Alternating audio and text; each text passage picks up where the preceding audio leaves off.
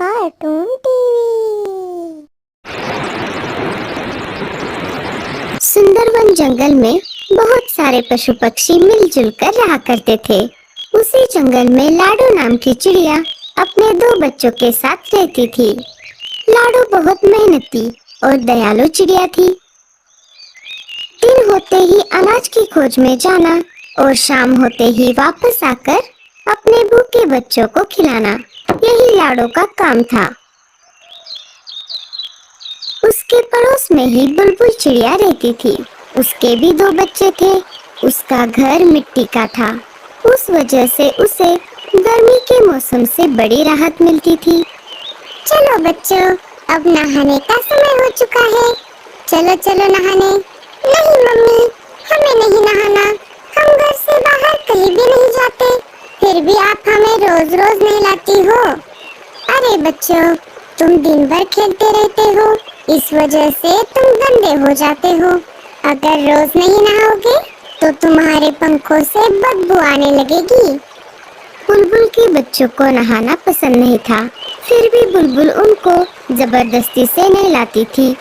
बुलबुल ने अपने बच्चों को नहलाया और उनको घर के ऊपर सूखने के लिए बाहर खड़ा कर दिया।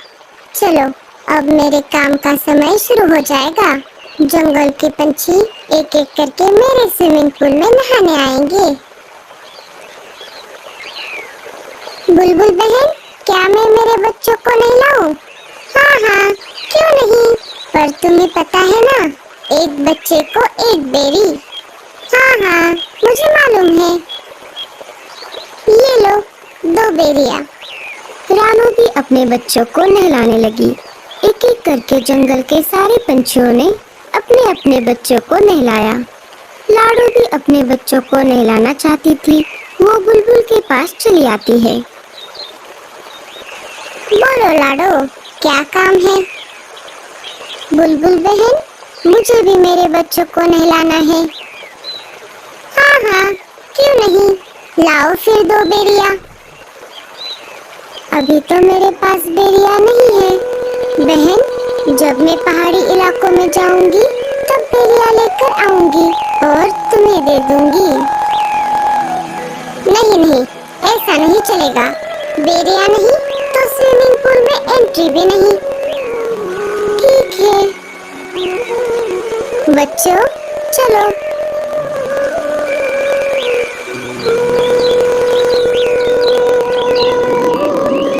माँ, हमें भी बुलबुल आंटी के स्विमिंग पूल में नहाना है। लाडो ने बच्चों को समझाते हुए कहा। नहीं बच्चों, हम नहाने के लिए नदी में जाएंगे, वहाँ का पानी साफ सुथरा है। लाडो अपने बच्चों को स्विमिंग पूल में नहलाना चाहती थी। बेचारी लाडो कर भी क्या सकती थी।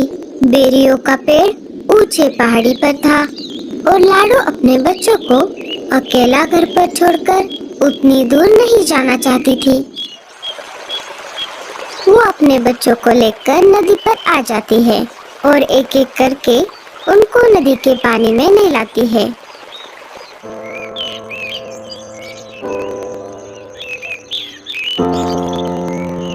अरे लाडो, ऐसे उदास क्यों बैठी हो? क्या कुछ परेशानी है?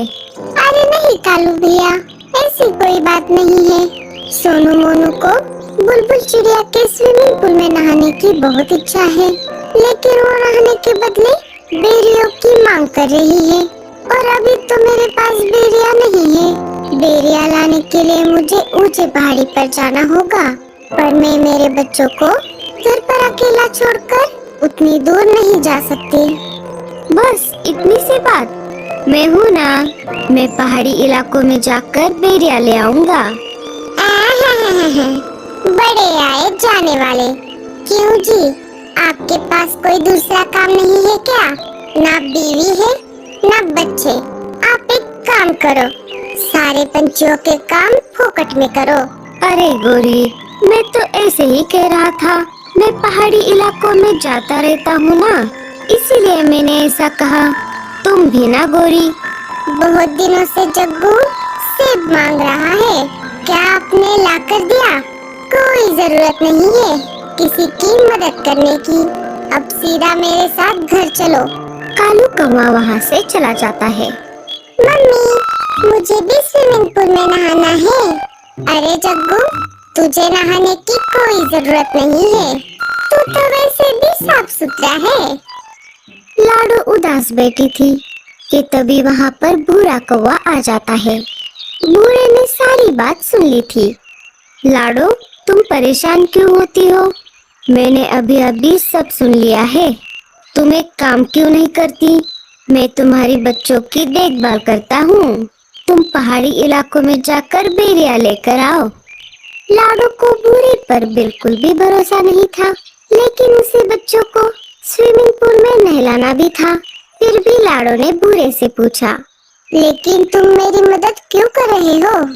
अरे, मैं भी बहुत दिनों से बेरिया खाने की सोच रहा हूँ। तुम आते समय मेरे लिए भी बेरिया लेकर आना। अच्छा, ठीक है, तो मैं चलती हूँ। तुम मेरे बच्चों का ध्यान रखना। लाडो बेरिया लाने के लिए पहाड़ी इलाकों की ओर चल पड़ती है। अरे वाह, ये तो बहुत अच्छा हुआ। मुझे पता चला है पहाड़ी इलाकों से हमारे जंगल की ओर तेज तूफान आ रहा है। मुझे नहीं लगता कि लाडो उस तेज तूफान में बच पाएगी। फिर मैं इन दो बच्चों को घर से बाहर फेंक दूंगा। लाडो के जाते ही बूढ़ा बच्चों को घोंसले से बाहर निकाल देता है और घोंसले का दरवाजा लगा लेता है। बच्चे अपनी माँ की याद में रोने लगते हैं। इधर लाडो जैसे तैसे करके आगे बढ़ती रही। वैसे ही तेज हवा भी बढ़ने लगी। लगता है इस तेज तूफान में मैं उड़ नहीं पाऊंगी। लाडो चिड़िया हार मानने वालों में से नहीं थी। बड़ी कठिनाइयों का सामना करते हुए वो आगे बढ़ती रही। तभी उसके सामने से मीनू मौसी उड़ते हुए आ जाती है। अरे लाडो, ये क्या कर रही हो? चलो वापस। बारिश के साथ साथ बहुत बड़ा तूफान भी आने वाला है। अच्छा अच्छा, ठीक है मौसी। वो दोनों वापस जंगल में आ जाती है। लाडो, बहुत तेज बारिश शुरू हो गई है। तुम एक काम करो, बारिश रुकने तक मेरे घर में रुक जाओ। बारिश थमते ही चली जाना। दोनों मीनू मौसी के घोंसले के अंदर चली जाती है। बारिश अपने जोरों पर थी। मेरे बच्चे ठीक तो होंगे ना? इधर बेचारे बच्चे तेज बारिश में भीग रहे थे। वो दोनों एक पेड़ की डाली पर बैठ जाते हैं, जहाँ पर कम बारिश का पानी आ रहा था। तभी उनको उस पेड़ के तने से आवाज आती है, बच्चों इधर आओ। बच्चे अंदर चले जाते हैं।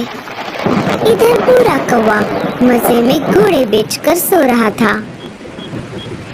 तभी एक तेज हवा का झोंका आ जाता है और बूढ़े कौवे का घोंसला पानी में गिर जाता है।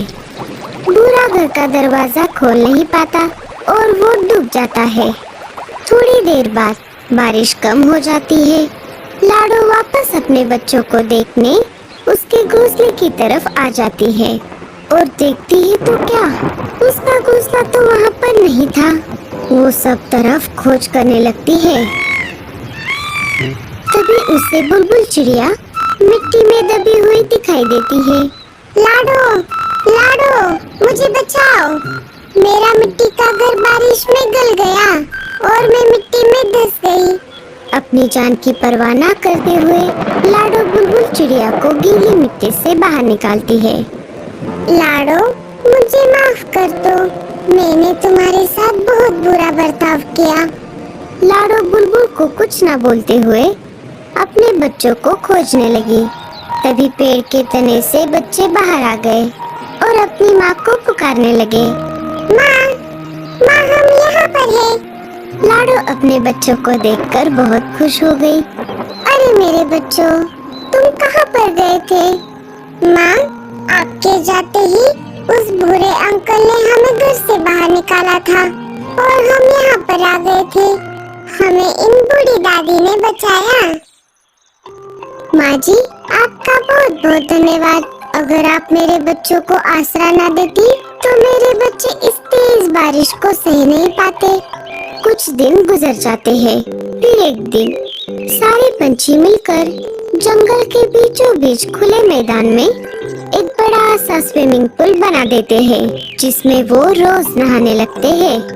दोस्तों, आपको स्विमिंग पूल में नहाना अच्छा लगता है या नदी में? हमें कमेंट्स में जरूर बताना। और स्टोरी अच्छी लगे तो लाइक, शेयर और सब्सक्राइब जरूर करना।